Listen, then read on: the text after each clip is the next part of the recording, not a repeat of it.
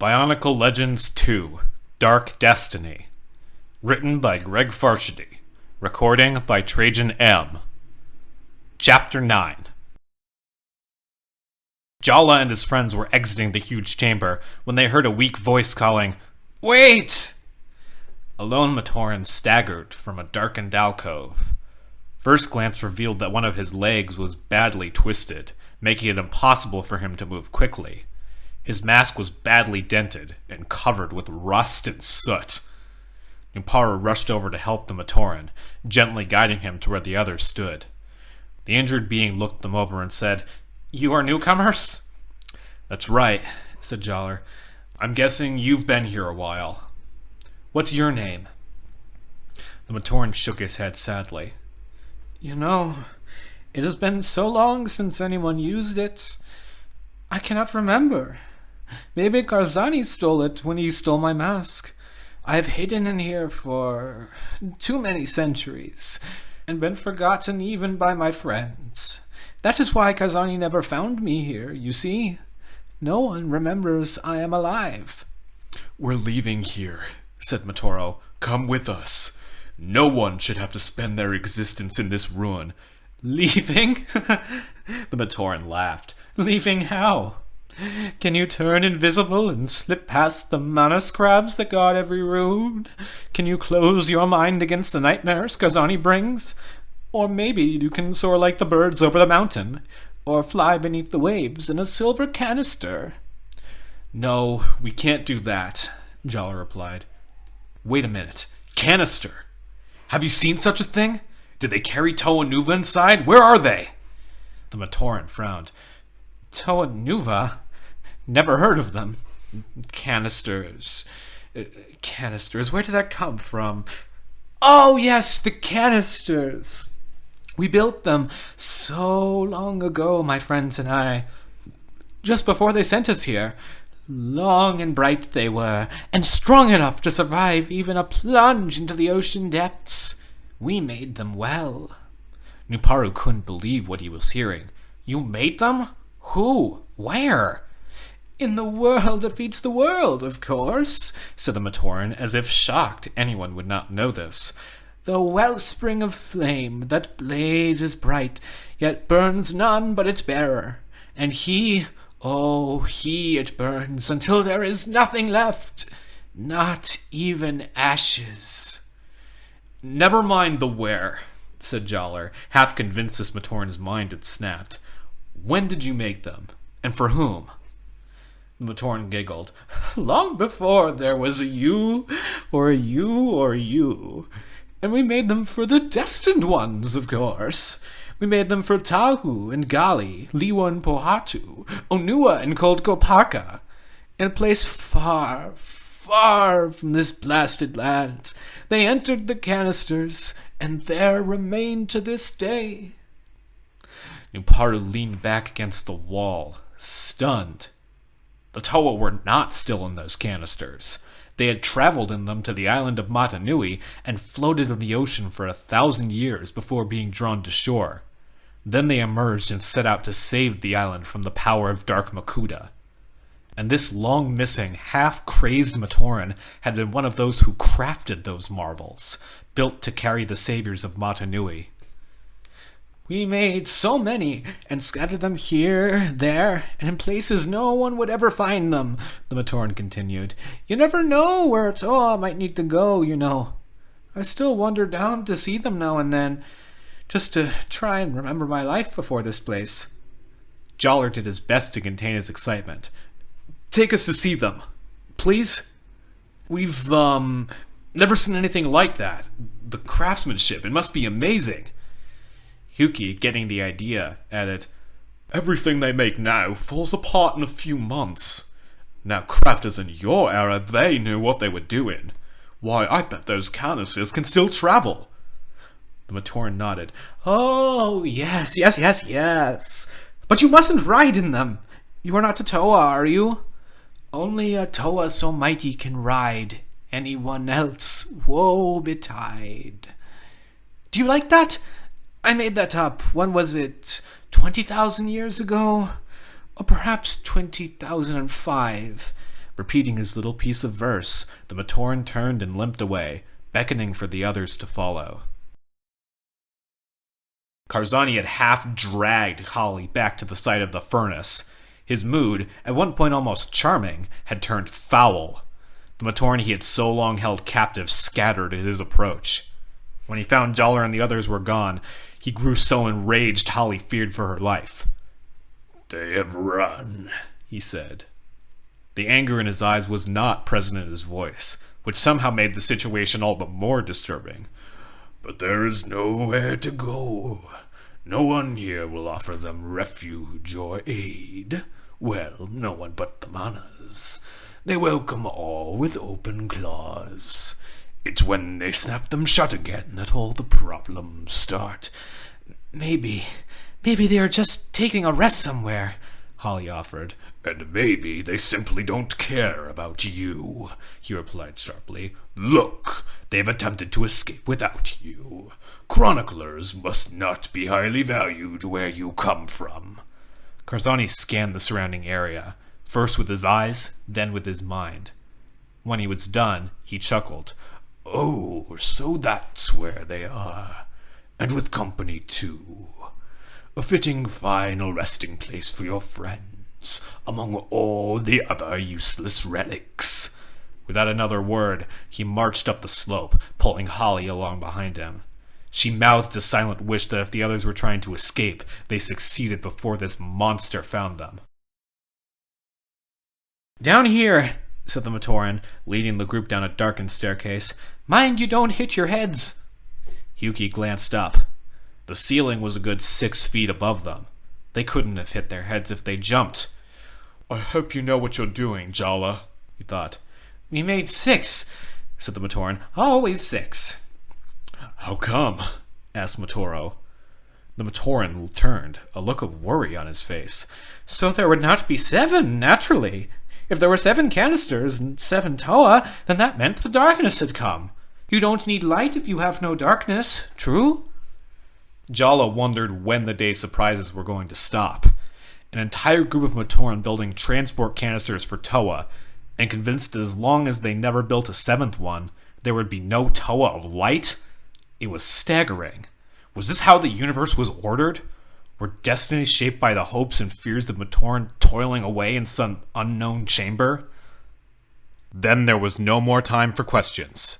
The Matoran opened a vault door to reveal 6 Toa canisters, all resting in a row and looking almost new.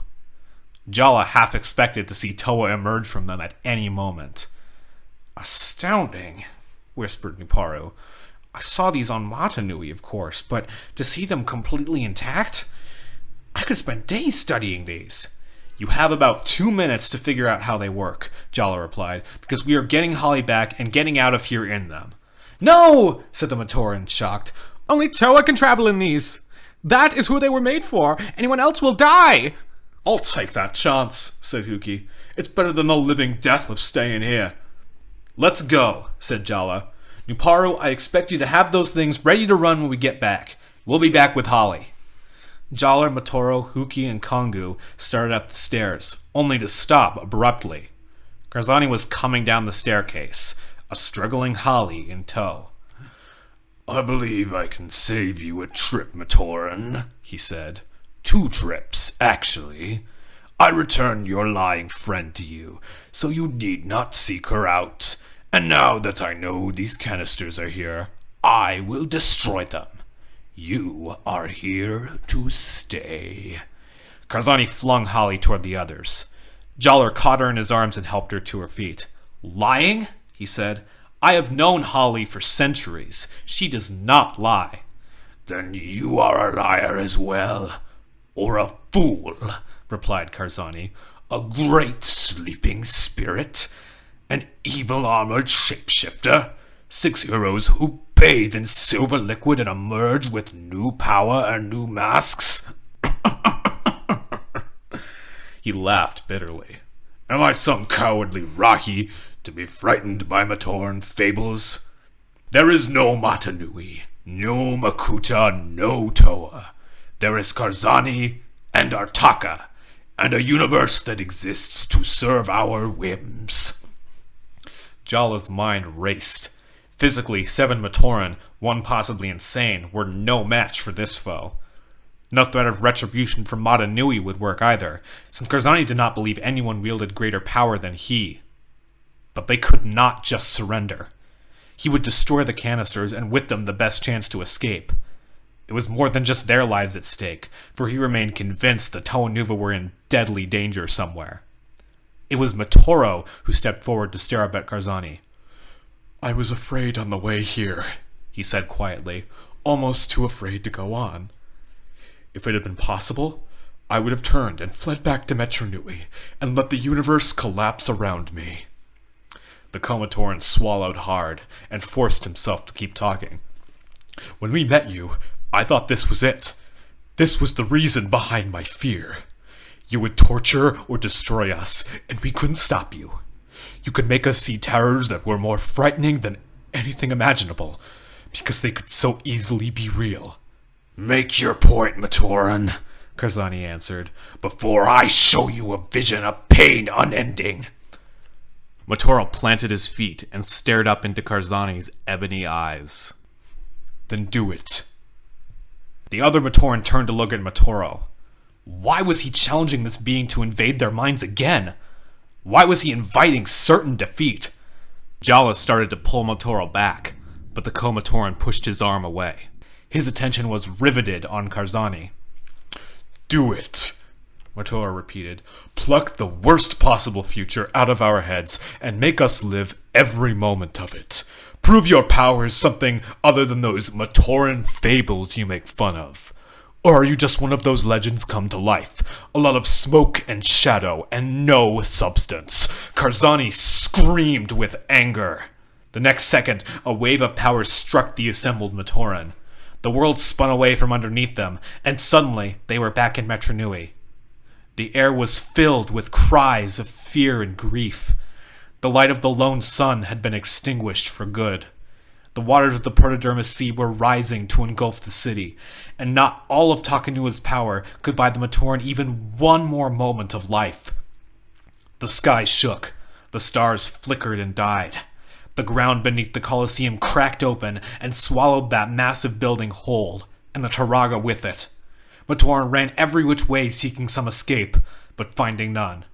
There was nowhere in the universe to hide, because the universe itself was ceasing to be. Mata Nui was dead. Some would perish right away.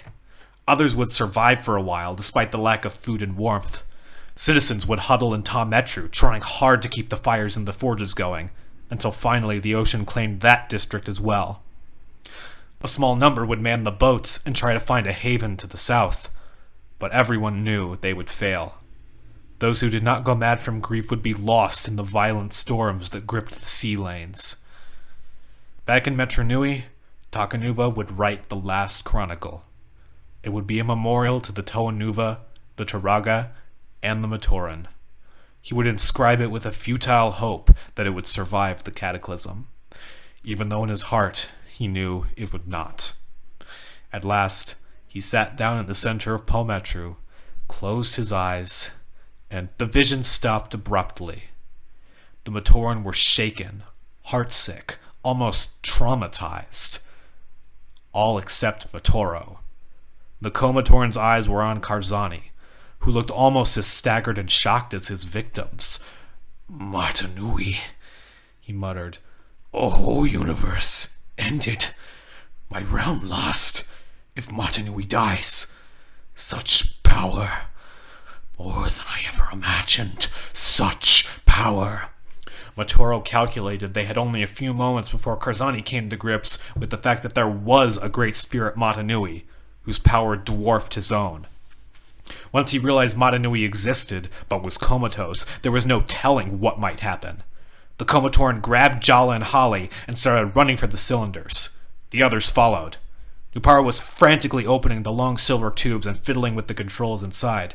"I don't know if I can make this work," he cried, "or where they will take us if I do." "I'll settle for away from here," said Jaller. He turned to look at the Matoran who had led them here. "Come with us. We can help you escape." The Matoran backed away. "No, the only escape you will find that way is death. Besides, what do I have to go home to? A land that cast me out, doomed me to spend my life here? No doubt they think me dead. Only fitting, for they are dead to me. But, the Matoran smiled, do what you have to do. The vision, as horrible as it was, showed me there is still hope. Mata Nui is not dead yet. What we saw does not have to happen. If you can stop it, you must dare anything to do so. Just as I have to dare leaving my hiding place to help the Matoran here. Jala, come on! Yelled Huki. The Tamatoran turned back to find the others in the cylinders. As he climbed into his and sealed it shut, he could see Karzahni suddenly realizing what was happening. He began to whirl his chain, preparing to tear open the cylinders and retrieve their contents. Jala hit the largest switch on the controls. He felt the cylinder surge forward, even as he could just barely hear the other craft moving as well. Although he had no way of knowing it, the cylinder was already boring through rock as smoothly as if it were passing through still water. In a matter of seconds, the realm of Karzahni had been left behind. It was a place Jala would never forget, though with all his might, he would try to erase it from his mind. Karzahni would never forget either. The vision he had shared with the Matoran had showed him there was a vast universe beyond his borders, with a power vacuum at its head. For now, this Mata Nui was no threat to anyone. If he could seize total power before the Great Spirit awakened, he could give the Matoran new reasons to fear. Voya Nui was as silent as the graveyard it had become. Matoran, leached of all will and hope by the Zamerspheres, labored ceaselessly on the slopes of the volcano. The only 6 not yet exposed to the effects of the spheres were sealed away, awaiting Radak's not-so-gentle means of questioning. The 6 Toanuva had been given over to the custody of Brutaka at his insistence. He knew well the threat Toa represented, and he did not trust the Piraka to handle the situation.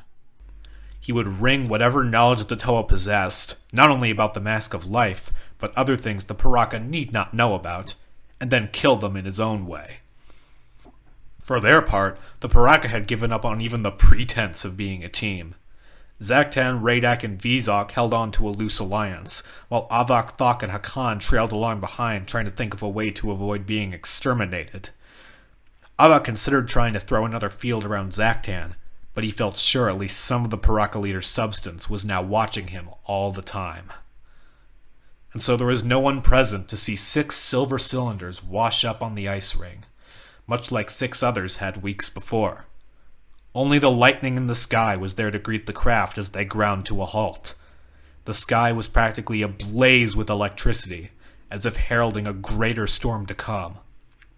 A bolt beyond any seen before lanced from the red star up above. Midway through its flight, it split into 6 forks of lightning, each crackling with energy. Like arrows shot by an expert marksman, the bolts struck the cylinders where they lay on the shore. Sparks danced along the metallic surface, the blinking lights on the sides of the craft exploding. The air was filled with smoke and steam. Slowly, the lid of one of the cylinders began to turn. Inside had been the Matoran named Jala, captain of the Tametru Guard, hero of the Borak War. He had been on more adventures than almost any other Matoran, braved more dangers, dared all for the sake of his friends. But everything he was, and everything he had done, was nothing compared to what was about to begin. He crawled from the cylinder and rose to his full height. The strobe effect of the lightning made it hard to see if the others were safe. He wished that he could see more clearly where they had landed. Thought became deed. Fire blazed forth from his palm, illuminating the area around him. He could see Matoro, Hali, Kongu, Huki, and Uparu standing on the icy beach, but not as he had known them before. They were tall, strong, clad in mighty armor, and wielding weapons that crackled with electricity. Their masks had transformed from those worn by powerless Matoran to great masks that rightfully belonged to their new identities. There were no cries of shock or surprise, no exclamations of joy. None of them saw this transformation as anything other than what it was. the first step toward a dark and dangerous destiny that awaited them all. In silence, the 6 new Toa extended their weapons until they touched, lightning leaping from one to the other. It surged toward the spot where all 6 joined, then a bolt blazed up into the sky and exploded. The blast hurled 6 stars into the night, powerful beacons of light that fell into orbit around the red star. Far away from the scene of the rebirth, the 6th Piraka looked up at the new stars that now blazed in the sky.